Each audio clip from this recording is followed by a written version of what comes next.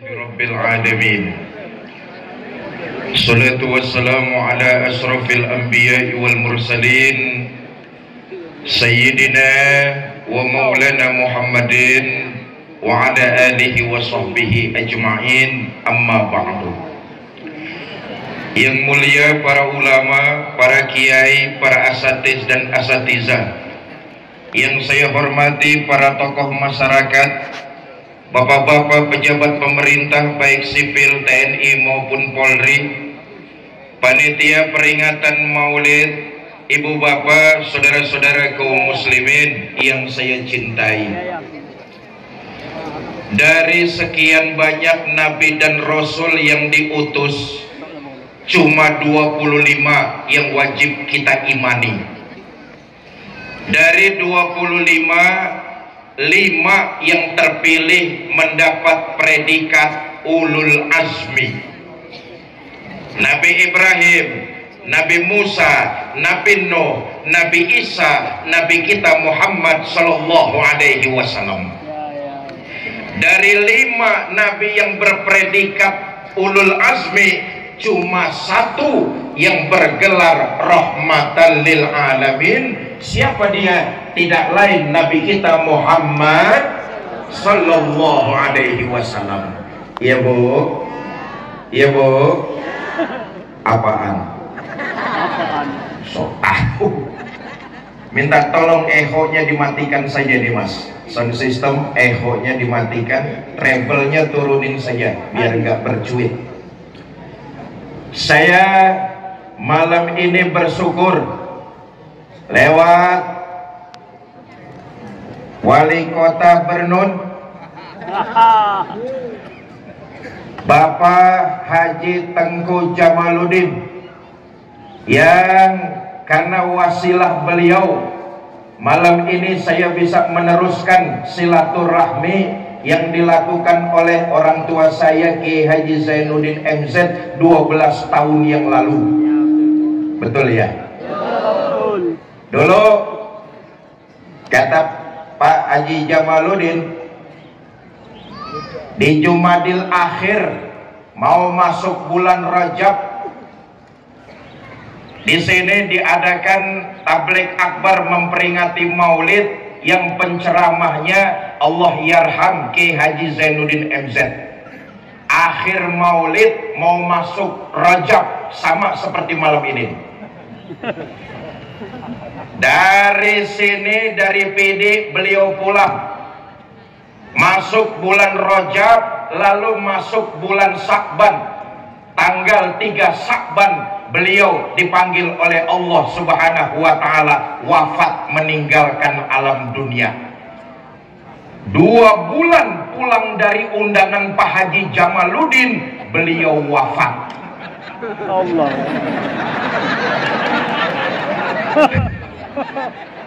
Makanya saya ngeri-ngeri sedap pidato di sini.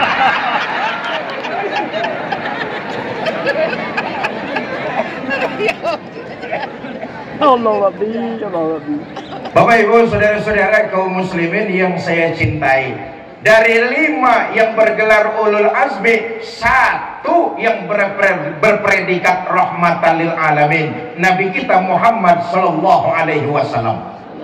Allah menjelaskan dalam Quran, wa ma kana Allah yu'azibahum wa anta fihim. Muhammad, selama kau masih ada di tengah-tengah umat, azab tidak pernah aku turunkan. Kenapa Allah tahan azabnya? Karena Nabi kita Muhammad sallallahu alaihi wasallam masih hidup di tengah-tengah umat. Inilah yang membedakan Nabi Muhammad dengan para rasul dan nabi-nabi lainnya. Sejarah mencatat Nabi Yahya diutus menyampaikan agama. Umatnya menentang, mereka semua dihantam dengan azab sambaran halilintar, mati. Nabi Nuh diutus menyebarkan risalah agama. Umatnya menentang, dihantam dengan banjir bandang. Nabi Musa diutus menyampaikan tauhid. Umatnya membangkang, sebagian ditenggelamkan di Laut Merah, dan sebagian lagi dikutuk jadi monyet. Bu, orang Pidi tahu monyet? Ya taunya jangan ngeliatin saya lah. Berbeda dengan junjungan kita baginda Nabi besar Muhammad Sallallahu Alaihi Wasallam. Bagaimanapun kurang ajarnya umat menentang dakwah Nabi, Allah nggak turunkan azab. Kenapa? Nabi kita rahmatan lil alamin. Ayo kita lihat orang-orang kafir Quraisy bagaimana sangat kurang ajarnya menentang kebenaran yang disampaikan oleh baginda Nabi. Saudara, ketika dakwah di Mekah sudah tidak lagi kondusif, Nabi pindah dakwah ke daerah Taif. Sampai kota Taif, Nabi bukan disambut tapi disambit. Allahumma shalli wa sallim wa barik alaihi. Khatamun Nabiin, Sayyidul Mursalin, penghulu para nabi dan rasul. Dakwah ke kota Taif bukan disambut tapi disambit. Berdarah kakinya yang mulia, menghindar Nabi ke kebun anggur. Turun malaikat Jibril menawarkan bantuan. Muhammad, innallaha amarani an uti'ak. Muhammad, Allah memerintahkan kepadaku untuk patuh apa komando kamu. Kalau tadi dakwahmu di kota Taif disambitin sama mereka, sekarang juga saya angkat Jabal Uhud, saya timpakan kepada mereka biar mati semua. Bagaimana Muhammad?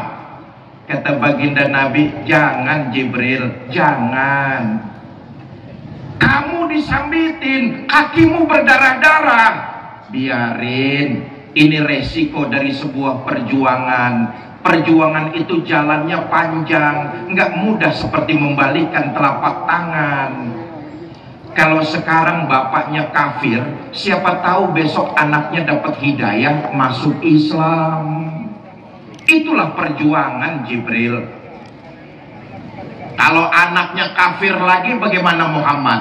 Cucunya. Perjuangan itu panjang, nggak simsalabim. Susah Muhammad, susah. Susah bagaimana Jibril? Anak sih bagaimana bapak? Biasanya kalau bapak kalong, anak kampret. Kalau bapak nyolong, anak nyopet. Ma fil ab fil abna, bagaimana bapak begitu anak. Enggak juga Jibril. Sudahlah, saya mau berdoa kepada Allah. Inilah rahmatan lil alamin. Disambitin, kakinya berdarah-darah. Yang nyambitin malah didoakan. Doanya bagus. Allahumma hdi qaumin fa innahum la ya'lamun. Ya Allah, berikan mereka hidayah karena sesungguhnya mereka tidak tahu. Bapak Ibu, saudara-saudara kaum muslimin yang saya cintai, tidak usah kita ragukan lagi betapa cinta dan sayangnya baginda Nabi kepada kita umatnya, zahir dan batin, dari dunia sampai akhirat. Nabi cinta kepada kita umatnya. Periksalah sejarah, tidak ada seorang pemimpin pun di dunia ini yang cintanya kepada umat dan rakyat dari dunia sampai akhirat kecuali Nabi kita Muhammad Sallallahu Alaihi Wasallam. Apa bukti kecintaan Nabi kepada kita? Pertama,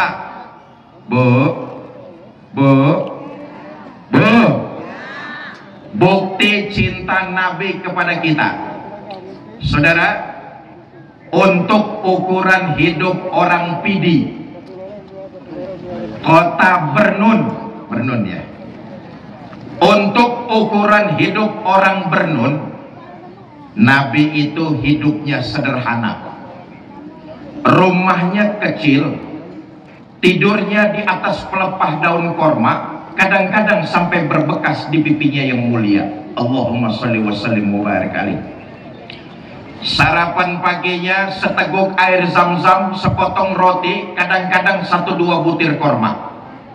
Dalam kondisi yang sangat sederhana, Allah pernah menawarkan bantuan. Wala saufa yu'tika rabbuka fatarda. Muhammad, kamu mau apa? Minta saja, aku penuhi kebutuhan kamu, asal bisa membuat hati kamu senang. Mau apa Muhammad? Ngomong. Ngomong dong. Mau harta yang banyak? Ngomong. Mau jabatan yang tinggi? Ngomong. Ngomong. Mau pangkat yang luas? Ya terusin aja sendiri. Mau apa Muhammad? Semua aku berikan asal bisa membuat hati kamu senang. Ngomong saja. Dapat tawaran begini dari Allah, apa jawab Nabi kita? Izan ya Rabb, kalau memang demikian ya Allah, la arda wa wahidun min ummati finnar. Ya Allah, apa artinya harta yang banyak, jabatan yang tinggi, pangkat yang luas, itu semua tidak mampu menyenangkan hati saya selama masih ada satu saja umat saya yang ketinggalan di neraka. Walhasil Nabi lebih memilih umat dan rakyat hidup sederhana daripada bergelimang harta, pangkat, dan jabatan. Sekarang ada nggak pemimpin kayak begini?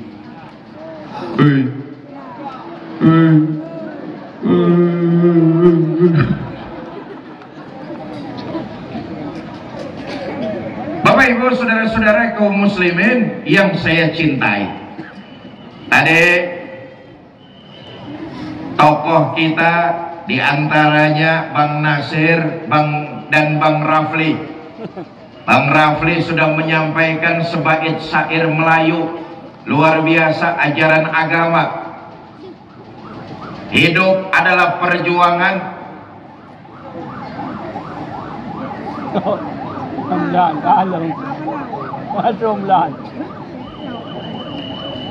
Iya, tolong diatur. Jangan mengganggu ambulan, tolong dikasih jalan jamaah.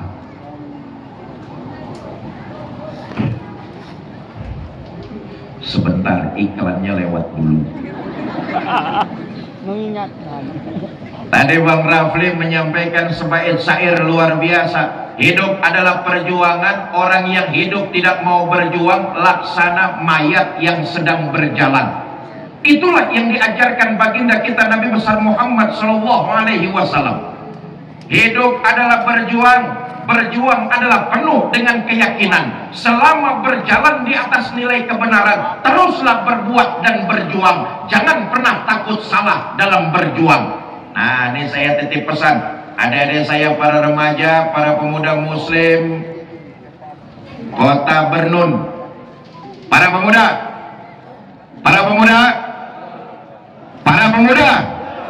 saya titip pesan. Hidup adalah perjuangan. Dan perjuangan harus disertai dengan keyakinan. Berbuatlah dan berjuanglah di atas dasar keyakinan. Jangan pernah takut salah dalam berbuat kebenaran. Salah dalam berbuat kebenaran masih lebih baik daripada kalian tidak pernah berbuat salah dalam kebenaran. Satu contoh misalnya, saudara baca Quran tapi salah, itu masih lebih baik dalam kebenaran daripada saudara tidak pernah salah karena tidak pernah baca Al-Quran. Saya dong baca Quran nggak pernah salah. Bacanya kapan? Nggak pernah. Karena itu harus disertai dengan keyakinan. Itu yang dicontohkan baginda kita Nabi besar Muhammad SAW. Begini, Nabi itu diangkat jadi Rasul umurnya 40 tahun. Betul atau tidak? Mula-mula dakwah yang dilakukan Nabi sembunyi-sembunyi. Dari rumah ke rumah, dari pintu ke pintu, dari orang ke orang. Dakwah 3 tahun sembunyi-sembunyi, dapat pengikut nggak lebih 11 orang. Sudah nggak digaji, nggak dapat fasilitas, nggak ada tunjangan beras. 3 tahun dakwah sembunyi-sembunyi, yang ngikut nggak lebih 11 orang. calon pemimpin mana yang masih mau kampanye? Kalau 3 tahun kampanye yang milih cuma 11 orang, bubar. Betul apa tidak? Bikin tim sukses, calon pemimpinnya nggak kepilih, timnya yang pada sukses. Betul. Nabi 3 tahun dakwah sembunyi-sembunyi, yang ikut nggak lebih 11 orang. Dijalani oleh baginda Nabi dengan hati yang sabar, mengharap ridho Allah Subhanahu wa Ta'ala. Inilah perjuangan. Karena itu jangan berharap dalam berjuang bergelar karpet merah, bertaburkan di sisi kiri dan kanannya bunga. Berjuang itu akan datang onak dan duri, aral yang merintangi, karena memang baginda Nabi sudah mencontohkan hal-hal seperti itu. Berjuang pasti akan dihadang oleh rintangan, tantangan, dan masalah. Saudara, Nabi itu dalam berjuang bukan cuma teror mental, teror fisik, tapi Nabi dalam berjuang menebarkan agama Islam mendapat beberapa kali ancaman pembunuhan. Inilah konsekuensi dari perjuangan. Ketika perintah hijrah turun, kabar ini didengar oleh orang-orang kafir Quraisy. Satu malam mereka mengadakan rapat di satu tempat yang disebut Darun Nadwah. Hadir pemuka-pemuka Quraisy. Rapat dipimpin oleh Abu Jahal. Kata Abu Jahal, saudara-saudara, bagaimana ini? Pengikut Muhammad kita teror sudah, kita bantai sudah, kita bunuh pun sudah. Tapi rupanya tiap hari pengikut Muhammad selalu bertambah. Bahkan sekarang sebagian sahabatnya sudah pada hijrah ke Madinah. Ini Islam akan besar di Madinah. Bagaimana cara kita mengatasinya? Dari belakang ada yang jawabin Abu Lahab. Kata Abu Lahab, gua bilang juga apa, Muhammad dari dulu bunuh aja. Kata Abu Jahal, soal ngebunuh sih gampang bro, tapi kan Muhammad nggak keluar dari batu.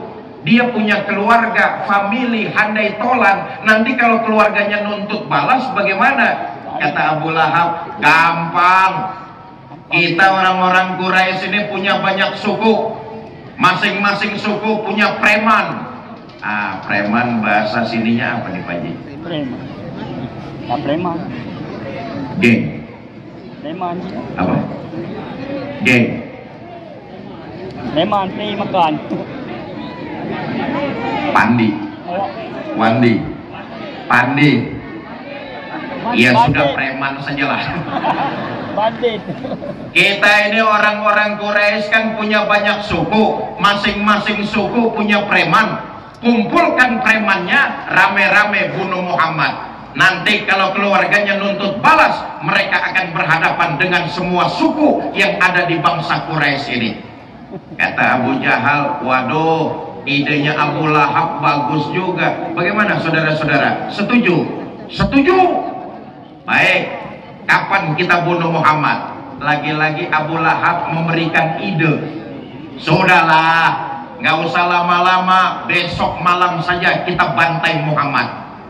Kata Abu Jahal, oke, besok malam kita bunuh Muhammad. Tapi yang ikut rapat malam ini jangan sampai membocorkan keputusan rapat kita. Siapa yang membocorkan keputusan rapat malam ini, maka akan dikenakan sanksi. Bagaimana? Setuju? Setuju? Baik, rapat selesai, silakan bubar. Selesailah rapat, pulanglah mereka ke rumahnya masing-masing. Karena rapatnya sampai tengah malam, di rumah pada ditanyain sama istrinya, Pak, rapatnya kok malam amat? Bapak rapat apa rapet?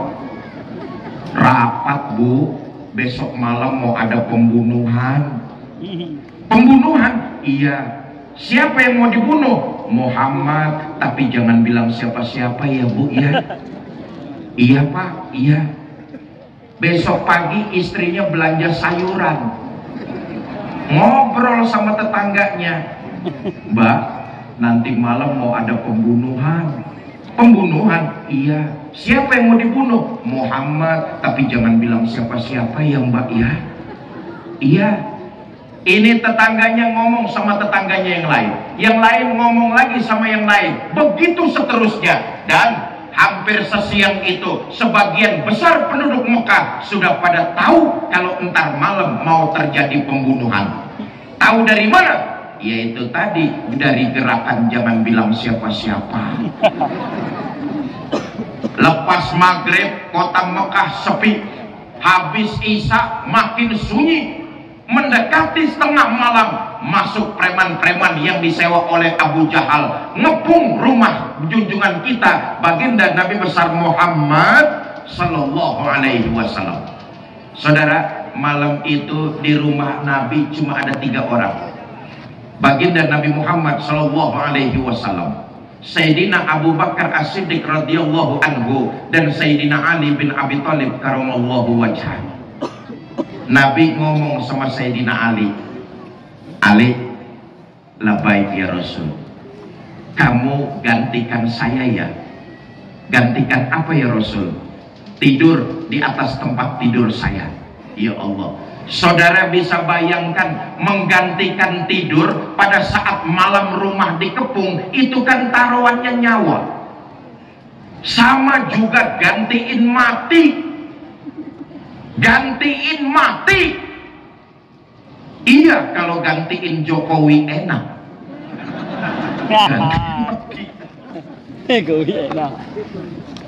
Hebatnya Sayyidina Ali ketika itu masih muda beliau tahu resikonya mati, tapi nggak nolak. Inilah perjuangan dalam menegakkan nilai-nilai kebenaran. Jangankan berkorban tenaga, jangankan berkorban harta, berkorban nyawa sanggup dilakukan oleh Sayyidina Ali bin Abi Thalib. Padahal Sayyidina Ali kalau mau nolak jawabannya gampang. Umpama, Ali, kamu gantikan saya ya, tidur di atas tempat tidur saya. Kalau Sayyidina Ali mau nolak, jawabannya gampang. Ya Rasulullah, kenapa mesti saya? Abu Bakar saja yang sudah tuaan sedikit itu. Tahu resikonya mati, masih muda, beliau nggak nolak. Baik ya Rasulullah, saya akan tidur menggantikan Tuhan. Berangkatlah Tuhan hijrah fi amanillah. Abu Bakar, saya ya Rasulullah, ayo kita berangkat hijrah. Ya Rasul, sebentar, ini preman-preman kafir Quraisy ngepung rumah kita nih. Bagaimana caranya supaya kita keluar, mereka nggak lihat ya Rasulullah. Nabi mengambil segenggam pasir, kemudian beliau membacakan ayat, wa ja'alna min baini aydihim sadda wa min khalfihim sadda fa aksaynahum fahum. Terjadi mukjizat, pasir ditebarkan oleh baginda Nabi. Preman kafir Quraisy ngepung rumah beliau, Nabi bersama Abu Bakar lewat, tidak terlihat. Saudara, yakinlah dalam berjuang, jundullah, tentara-tentara Allah pasti akan datang membantu kita. Bapak Ibu, saudara-saudara kaum muslimin yang saya cintai, persoalannya kita ini tiap tahun bikin maulid. Ini tahun keberapa Pak Haji Jamal? Ini tahun ke-13, didahului dengan tadi pagi santunan sekitar 600 sampai 700 anak-anak yatim piatu kita ya. Hal semacam ini sudah kita lakukan kurang lebih 13 tahun. Persoalannya, kita ini baru sekedar pinter ngaku umat baginda Nabi. Kita ini baru cuma sekedar pandai ngaku cinta kepada baginda Nabi. Persoalan yang utama adalah di akhirat nanti kita diaku umat baginda Nabi apa tidak.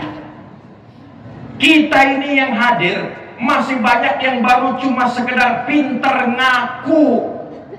Persoalan utamanya di akhirat nanti kita diaku apa tidak sebagai umat baginda Nabi besar Muhammad Sallallahu Alaihi Wasallam. Saudara, yang namanya ngaku tentu boleh-boleh saja. Semua orang bisa namanya ngaku, ongkosnya murah. Betul atau tidak? Bu, saya tanya nih, Ibu kenal sama Pak Prabowo? Ngaku. Pak Prabowo kenal sama Ibu? Kasihan deh lo. Apa bedanya sama kita? Kita fasih mulut mengatakan cinta kepada baginda Nabi, ngaku. Persoalan besarnya di akhirat nanti, kita diaku apa tidak jadi umat baginda Nabi besar Muhammad Sallallahu Alaihi Wasallam. Kalau kita mau diapat syafaat Nabi kita Muhammad Sallallahu Alaihi Wasallam, pertama, berakhlaklah kita kepada Allah Subhanahu Wa Taala. Ini sesuai dengan amanat yang tadi disampaikan oleh PJS Bupati Pidi. Nabi diutus ke alam dunia tidak lain dan tidak bukan untuk menyempurnakan akhlak. Akhlak kepada siapa? Kepada Allah Subhanahu Wa Taala. Bernun bisa maju bukan cuma karena kecanggihan teknologinya saja. Pidi bisa jaya bukan karena perputaran ekonominya yang luar biasa. Bahkan Aceh, Indonesia bisa bermartabat di mata dunia kalau kita masyarakatnya memiliki moral dan akhlak yang mulia. Maka diutusnya Nabi ke alam dunia tidak lain dan tidak bukan mengajak manusia untuk berakhlak kepada Allah Subhanahu Wa Taala.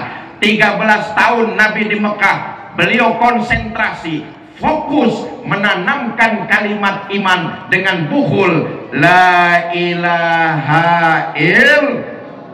13 tahun Nabi di Mekah menanamkan iman yang mantap ke dalam diri setiap manusia, la ilaha illallah.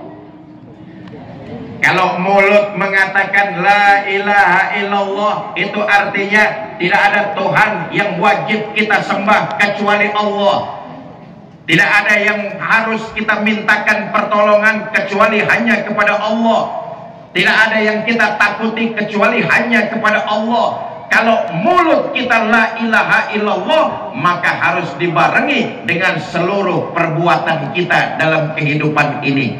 Sayangnya kita ini masih fase beriman dalam ucapan, tapi jauh dari perbuatan. Mulutnya fase benar, saya beriman kepada Tuhan yang Maha Esa. Dengar di kantor mau ada mutasi jabatan, kasak kusuk nyari mbah. Mulutnya fase benar, saya beriman kepada Allah. Di pasar dagangan pengen laris, kasak kusuk nyari dukun. Ada di sini yang kayak begitu, ada? Yang mana orangnya?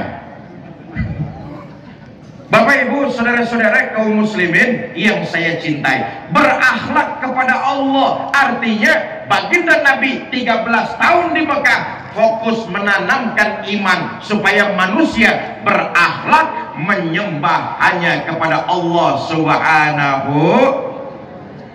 Yang kedua, kalau kita mau diaku umat baginda Nabi nanti di akhirat, maka hidup tidak lain dan tidak bukan memperbanyak amal ibadah untuk bekal kehidupan kita nanti di akhirat. Nabi satu-satunya manusia yang dosanya sudah mendapat jaminan ampun dari Allah. Tapi lewat sejarah kita tahu ibadahnya baginda Nabi makin luar biasa. Manusia satu-satunya yang mendapat jaminan ampun dari dosa adalah Nabi kita Muhammad Sallallahu Alaihi Wasallam. Tapi dalam sejarah kita baca, Nabi kalau ibadah makin luar biasa, khususnya ibadah sholat. Umpama ada orang bernun dosanya sudah mendapat jaminan ampun dari Allah, saya yakin itu orang sholatnya berhenti. Betul apa tidak? Nabi enggak, dosanya sudah mendapat jaminan ampun, tapi ibadahnya, sholatnya makin luar biasa. Ini mengajarkan kepada kita umat baginda Nabi bahwa hidup harus memperbanyak amal ibadah sebagai bekal perjalanan kita ke akhirat nanti. Maaf, ini semua yang hadir di sini kan calon-calon jenazah semua ini. Betul apa tidak? Ada nggak orang bernun yang hidup terus-terusan? Ada apa tidak? Ya. Nih semuanya nih calon-calon jenazah. Bapak-bapak yang sebelah sini nih bakal mati apa tidak ini? Mati. Semua. Ibu-ibu yang sebelah sini nih bakal mati apa tidak ini? Mati. Ustaz, semua. Ketua panitia bakal mati apa tidak? Mati. Mati. Saya yang lagi diri di sini bakal mati apa tidak nih? Mati. Mati. Kata Nabi, orang yang cerdas adalah mereka yang banyak mengingat mati lalu mempersiapkan bekal. Maaf deh. Nanti waktu jasad kita digotong orang ke kuburan, yang menghantarkan kita cuma 3: ahluhu wa maluhu wa amaluhu. Keluarga, harta, amal. Nih yang nganterin kita ke kuburan. Tapi sayang, yang 2 pulang. Siapa yang 2? Ahluhu wa maluhu. Keluarga dan harta pulang. Keluarga yang katanya sayang dan cinta betul sama kita, selesai kita dimasukkan orang ke liang lahat, pulanglah mereka ke rumah. Betul apa tidak? Harta yang kita cari siang malam pagi sore, boleh jadi akan cuma jadi rebutan ahli waris kita saja. Yang menemani kita tidak lain adalah amal dari perbuatan-perbuatan kita di alam dunia. Pak,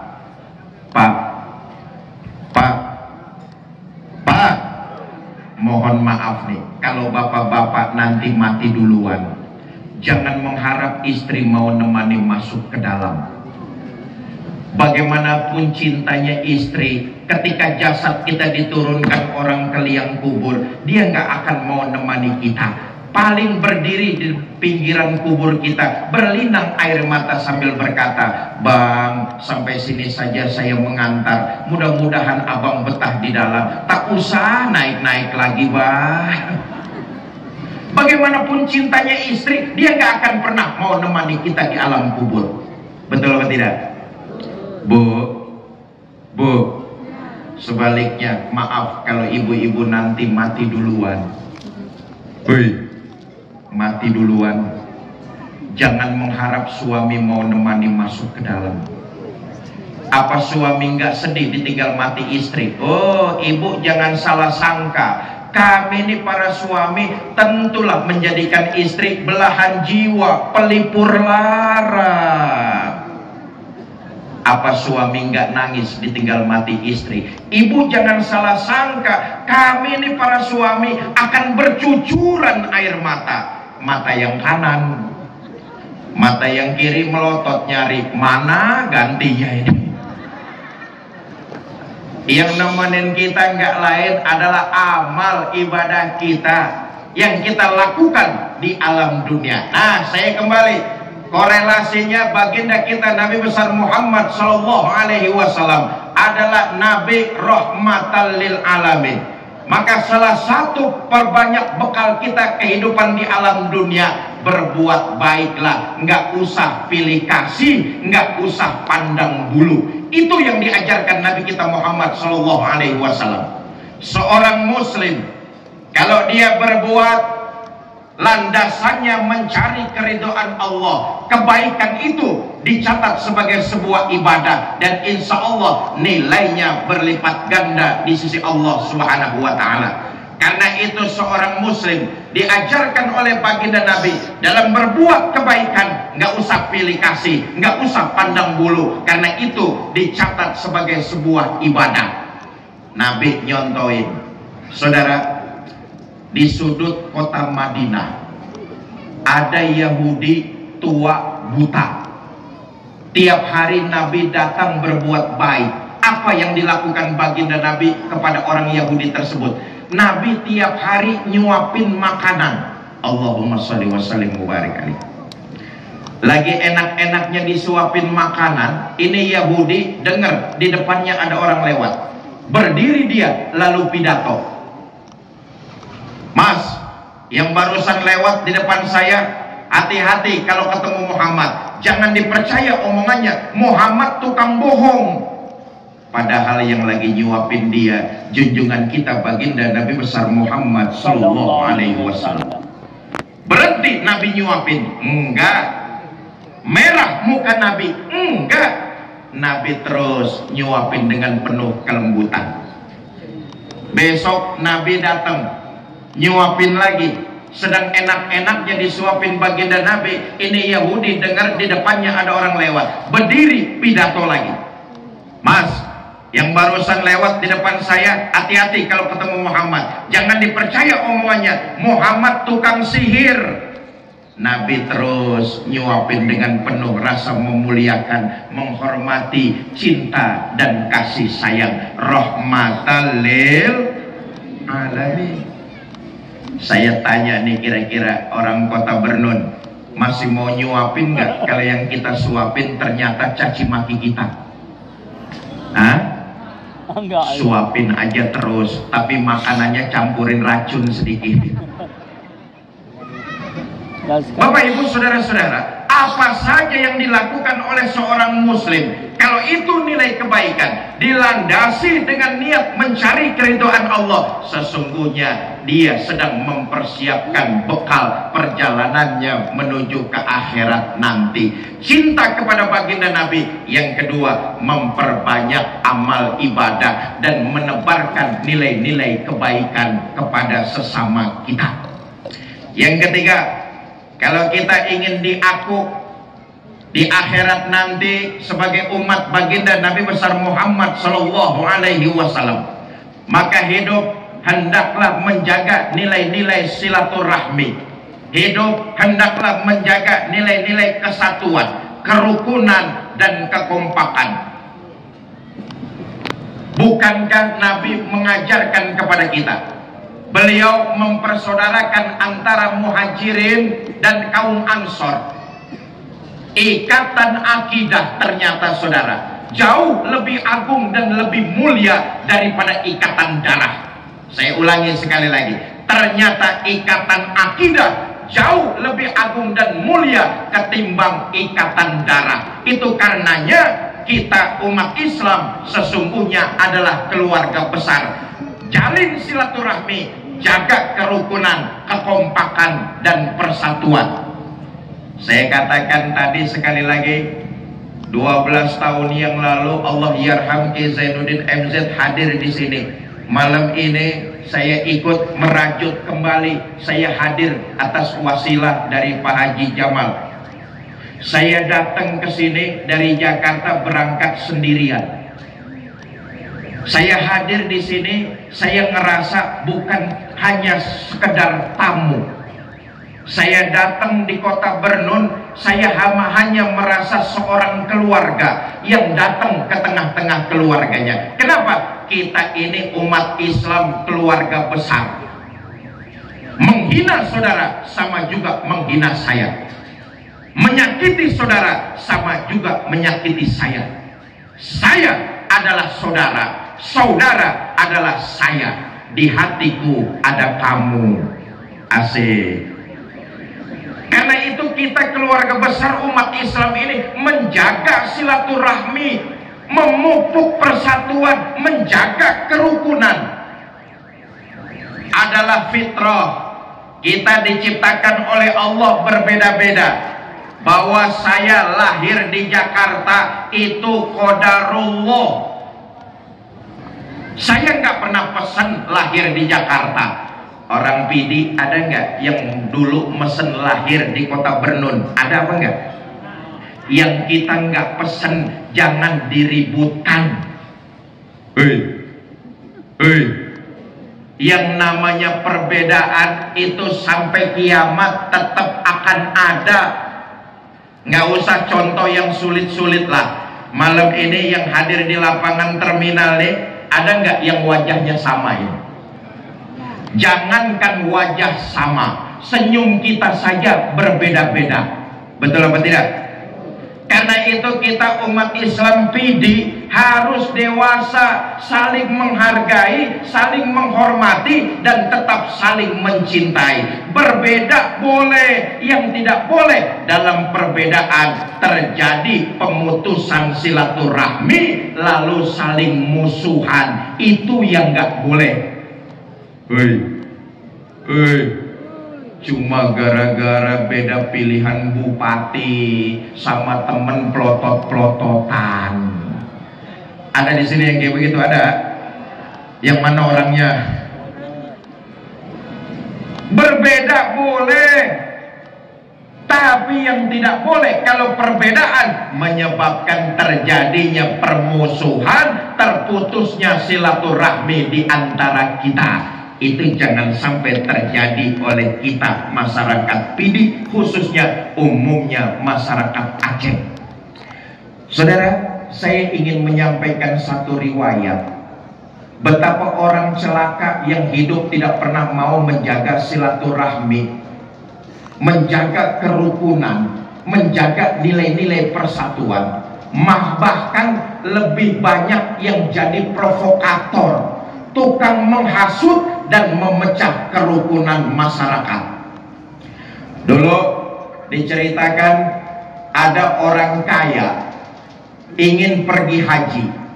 Karena terlalu banyak hartanya, ini orang kaya bingung mau nitipin uangnya sama siapa. Cari satu kampung, ketemu orang yang dianggap amanah, namanya Fulan. Fulan, saya mau pergi haji, saya titip uang sama kamu. Nanti pulang haji saya ambil lagi uang saya itu. Kata Fulan, Pak, Bapak berangkat hajilah dengan khusyuk, mudah-mudahan bawa haji yang mabrur. Ambil lagi uang Bapak, insya Allah nggak akan kurang sepeser pun. Tenang hati orang kaya, berangkatlah dia ibadah haji. Selesai melaksanakan haji, balik ke kampungnya, langsung ke rumah Fulan. Ketok pintu, Assalamualaikum, Assalamualaikum, Assalamualaikum. Sampai 3 kali ketuk pintu, 3 kali memberikan salam. Pintu rumah Fulan nggak ada yang membukakan. Tetangga sebelah rumahnya memberitahu, Pak, cari siapa? Saya cari Fulan. Kata tetangganya, oh maaf Pak, Fulan itu beberapa hari lalu meninggal dunia. Innalillahi wa inna ilaihi raji'un. Kata orang kaya, Mas tahu nggak keluarganya Fulan di mana? Saya nggak tahu Pak. Mas tahu nggak Fulan nyimpan uang saya di mana? Apalagi urusan itu saya nggak ngerti Pak. Resah dan gundah hati orang kaya. Tetangga nggak tahu keluarga Fulan di mana, tetangga juga nggak tahu Fulan nyimpan uangnya di mana. Dalam hati yang gundah, orang kaya ini datang ke seorang ulama yang arif dan bijaksana. Tuan saya, beberapa hari lalu saya pergi haji, saya titipkan uang saya sama Fulan. Selesai haji saya kembali, saya ke rumah Fulan. Kata tetangganya, Fulan baru saja meninggal dunia. Tetangga nggak tahu Fulan punya saudara apa enggak, tetangga juga nggak tahu Fulan nyimpen uang saya di mana. Ini jalan keluarnya bagaimana Tuan saya? Kata ulama itu, Pak, saya mau tanya, Fulan almarhum orangnya rajin ibadah apa tidak? Rajin Tuan saya. Sholat berjamaah nggak ketinggalan, dengan ulama bergaul, hidup di masyarakat, menjaga amanah, nggak pernah dusta. Dengan kata lain, almarhum Fulan adalah orang yang rajin ibadah. Baik, begini, kalau memang almarhum Fulan orangnya rajin ibadah, mudah-mudahan sekarang dia mendapat nikmat kubur. Bapak kembali lagi saja ke Mekah. Nanti malam tepat di tepian sumur Zam-Zam, Bapak panggil almarhum Fulan di situ. Kalau memang almarhum Fulan sedang mendapat nikmat kubur, nanti Bapak panggil di tepian sumur, ada yang nyautin dari dalamnya, Berangkat orang kaya ini balik lagi ke Mekah. Tengah malam tepat di tepian sumur Zam-Zam, orang kaya ini teriak, "Fulan, Fulan, Fulan." Sampai 3 kali manggil di tepian sumur Zam-Zam, tak ada suara yang nyautin dari dalam sumur. Gontai hati orang kaya ini. Pagi-pagi kembali lapor ke seorang ulama tersebut, "Tuan saya, semalam 3 kali saya panggil di tepian sumur Zam-Zam, nggak ada yang nyautin dari dalam. Ini bagaimana Tuan saya?" Kata ulama itu, "Wah, celaka. Jangan-jangan Fulan sedang diazab di dalam kuburnya. Bapak ke Yaman saja. Di Yaman ada sumur bernama Sumur Burnut. Kalau memang almarhum Fulan sedang diazab di dalam kuburnya, nanti Bapak panggil di situ, ada yang nyautin dari dalam sumur." Berangkat orang kaya ke Yaman. Tengah malam tepat di tepian Sumur Burnut, orang kaya ini teriak, "Fulan, oi." Baru sekali manggil sudah ada yang nyautin dari dalam Sumur Burnut. Terkejut orang kaya. Kata orang kaya, "Ya Allah Fulan, kenapa kamu sedang diazab di dalam kuburmu? Waktu di dunia kan kamu dikenal rajin ibadah, sholat nggak ketinggalan, dengan ulama bergaul, di mana saja pengajian kamu hadir, hidup di kampung menjaga amanah. Tapi kenapa kamu sedang diazab di dalam kuburmu Fulan?" Kata Fulan, "Pak, betul. Waktu hidup di dunia orang ngelihat saya rajin ibadah, sholat berjamaah, bergaul dengan ulama, hadir di pengajian, di kampung saya menjaga amanah mati-matian. Tapi rupa-rupanya Pak, masih ada satu persoalan yang belum saya selesaikan waktu saya hidup di alam dunia. Mumpung Bapak datang ke sini, saya minta tolong Pak, temui saudara saya, sampaikan permohonan maaf dari kesalahan yang pernah saya lakukan dahulu." Tambah terkejut orang kaya ini. "Loh, kamu punya saudara Fulan?" "Punya Pak. Ini alamatnya, temui saudara saya, sampaikan permohonan maaf dari kesalahan yang pernah saya lakukan dulu." Kata orang kaya, "Ya sudah, alamatnya sudah saya pegang. Nanti saya cari saudara kamu, akan saya sampaikan amanat dari kamu." "Terima kasih Pak." "Ah Fulan, nanti dulu. Ngomong-ngomong, uang saya kamu taruh mana?" "Uang Bapak saya taruh di dapur di pojokan. Ambillah di situ. Insya Allah nggak akan ada yang kurang sedikit pun. Tapi saya mohon temui saudara saya, sampaikan permohonan maaf saya." Berangkat nih orang kaya mencari alamat saudaranya Fulan. Ketemu, ketok pintu. "Assalamualaikum." "Waalaikumsalam." Mas saudaranya Fulan ya?" "Betul Pak, saya ini saudaranya Fulan. Saudara saya Fulan itu beberapa hari lalu kan sudah meninggal dunia." Kata orang kaya, "Saya juga tahu, karena itu saya datang ke sini. Begini Mas, saudara kamu almarhum Fulan sekarang itu sedang diazab di dalam kuburnya. Ini orang dikasih tahu bahwa almarhum saudaranya sedang diazab di dalam kubur, berlinang air mata, nangis terseduh-seduh." Tambah heran orang kaya lalu bertanya, "Mas, kenapa sih kalian bisa sampai begini? Padahal waktu hidup di dunia kalian kan bersaudara. Kok bisa jadi peristiwa kayak begini?" Ceritalah orang tersebut, "Pak, betul, waktu hidup di dunia kami ini keluarga. Tapi almarhum Fulan pernah memutus tali silaturahminya kepada saya." Nah ini dia persoalannya. Almarhum Fulan pernah memutus tali silaturahminya kepada saya. Saya datang ke rumahnya baik-baik, ditutupin pintu. Saya kirim hadiah makanan yang enak-enak, dibuang di tepian jalan.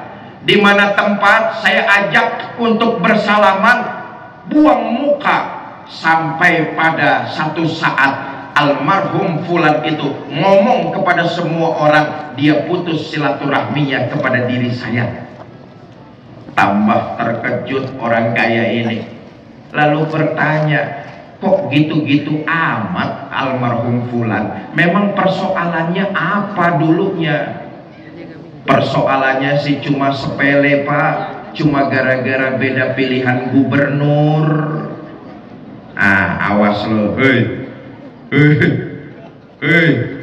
beda boleh, musuhan jangan. Berbeda wajar, memutus silaturahmi yang nggak boleh. Kata saudara almarhum fulan, Pak, mulai sekarang Allah dan Bapak yang jadi saksinya. Walaupun dahulu almarhum fulan pernah memutus silaturahminya kepada saya, dengan saksi Allah dan Bapak, saya maafkan kesalahan dan dosa yang dia pernah lakukan kepada diri saya. Saudara, beberapa malam kemudian orang kaya ini dimimpikan oleh almarhum fulan. Wajahnya berseri, bibirnya tersenyum, tersungging dengan mengucapkan kalimat terima kasih. Bapak Ibu, saudara-saudara kaum muslimin yang saya cintai, karena itu kalau kita mau diaku di akhirat nanti sebagai pengikut baginda Nabi, maka yang ketiga tidak lain dan tidak bukan jalin terus silaturahmi, jaga kerukunan, jaga kekompakan, dan jaga persatuan di antara kita. Bahwa kita hidup ini bermasyarakat pasti akan ada perbedaan, entah perbedaan partai politik, entah perbedaan organisasi, entah perbedaan pilihan. Kita umat Islam harus bisa menyikapinya, menghargai, menghormati, dan tetap saling mencintai. Kalau ini yang kita wujudkan, insya Allah bukan mustahil kebangkitan Islam akan dimulai dari negeri Serambi Mekah. Bicara soal sejarah Indonesia adalah bangsa Aceh. Bicara soal Aceh tidak lain dan tidak bukan, salah satunya adalah masyarakat Pidi. Masyarakat Pidi adalah masyarakat yang kental dengan dua karakter. Karakter keagamaannya kuat, karakter kenegaraannya juga sangat hebat. Sejarah membuktikan itu. Kerajaan-kerajaan di sini, di Aceh, mereka dengan sadar melebur menjadi negara kesatuan Republik Indonesia.